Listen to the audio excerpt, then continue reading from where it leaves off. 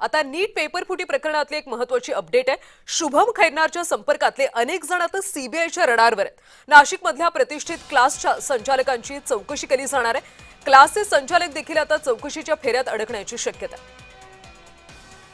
संशयित शुभम खैरनारला सीबीआयने नाशिकमधून अटक केल्यानंतर शुभमच्या संपर्कातले अनेक जण सीबीआयच्या रडारवर असल्याचं कळतंय।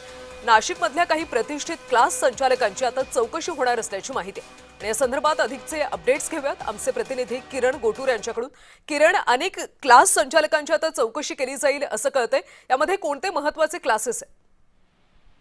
कल्याणी, एक महत्वाची बातमी द्यावी लागेल। नीट पेपर फुटी प्रकरणी नाशिकसह देशातील वेगवेगळ्या भागातील अनेक जणांना सीबीआयने ताब्यात हे घेतल्याचं आपल्याला बघायला मिळतं। नाशिकमध्ये देखील गेल्या 2-3 दिवसांपासून सीबीआयकडनं सर्च मोहीम हे राबवण्यात येत आहे। शुभम खैरनार जो नाशिकचा व्यक्ती आहे, शुभम खैरनारला सीबीआयने अटक केल्यानंतर शुभम खैरनारचं ऑफिस असेल, घर असेल, अशा वेगवेगळ्या ठिकाणी सर्च ऑपरेशन करण्यात आलेलं आहे। आणि त्याच पद्धतीने सीसीटीव्ही माध्यमातून देखील अनेक गोष्टी ज्या आहेत ते सीबीआयकडनं शोधले जात आहेत। आता शुभम खैरनारचे जे संबंधित व्यक्ती आहेत किंवा जवळचे व्यक्ती आहेत किंवा शुभम सोबत मागच्या काही दिवसांपासून जे कॉन्टॅक्ट मध्ये होते, फोनवरती असेल किंवा सोशल मीडियाच्या माध्यमातून असेल, अशा सगळ्या व्यक्तींची जी चौकशी आहे ती सीबीआय करणार आहे, अशा पद्धतीची माहिती सूत्रांकडनं मिळत आहे। आणि त्याच पद्धतीने कालपासून सीबीआयचं एक पथक नाशिकमध्ये सुद्धा आहे आणि याच पथकाकडनं हे सगळं शोध मोहीम जे आहे ते राबवण्यात येत आहे।